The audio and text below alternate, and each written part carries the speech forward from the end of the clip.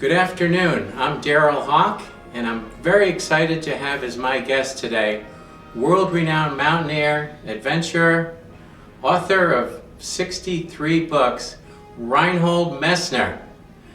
Good evening. Reinhold, great to have you as my guest. Nice to see you. Nice to see you as well. Reinhold, tell us a little bit about your childhood. Where did all this great passion for climbing mountains all come from? I was born in the Dolomites. The Dolomites are a leading rock climbing area in northern Italy. I am from the German speaking part of Italy. It means South Tyrol exactly 100 years ago became part of Italy before it was part of Austria-Ungarn. And I was brought to the meadows in the Dolomites, let's see, 6,000 feet, just at an age of 5 years. And I climbed my first 3,000 meter peak, is a 10,000 feet peak, with 5 years. But this was not the real initial enthusiasm for mountaineering. My father brought me up there and I hiked up there. It was a long way. But when I was 12, 13 years old, I could do the middle difficult routes in the Dolomites. And so the instinct was growing. My capacity is a normal capacity of a rock climber. I'm not a special good climber. I'm a good climber. I was a good rock climber.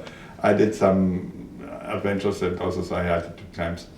But my real power is the instinct to feel about rock is bad, the weather is getting bad, where is the right direction, the orientation, also in bad conditions.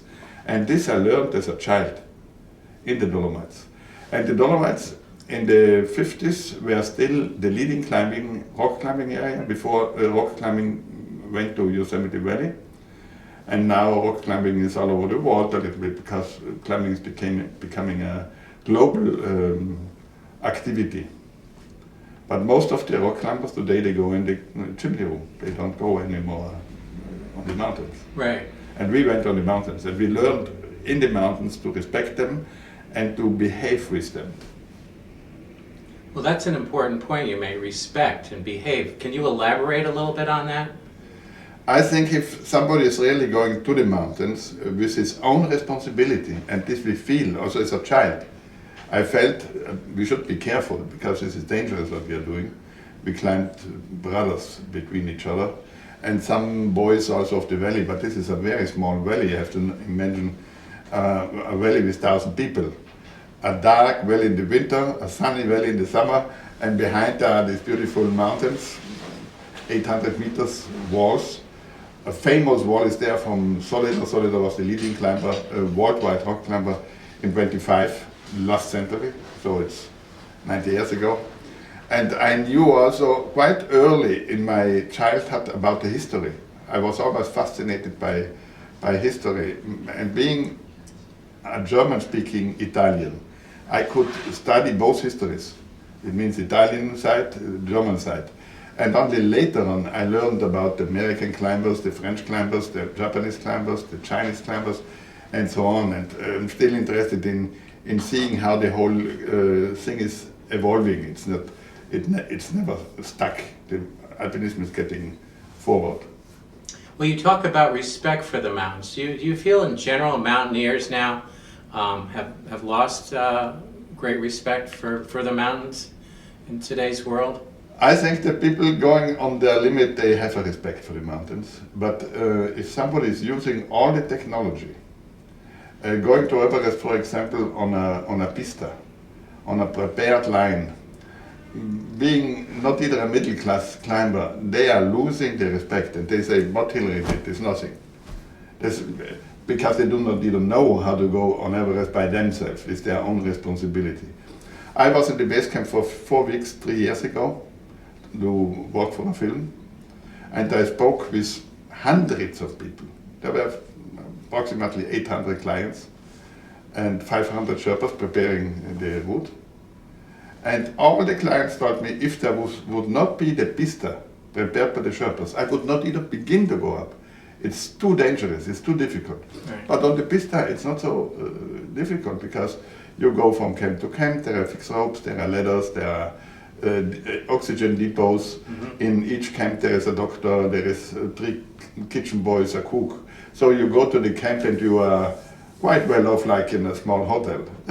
Right. But this is a different. And when Hornbein and Ernst did the Hornbein couloir, the Traverse of Everest, they were on their own.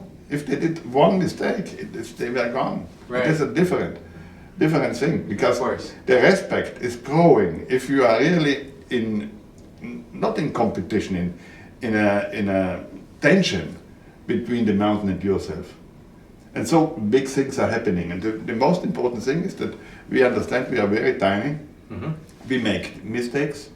And on the mountains, the mistakes are done only by us. The mountains are not making any mistakes. They cannot make mistakes. They are there. And the stones are falling, and the avalanches are coming, and cold is coming in, and storms are coming in.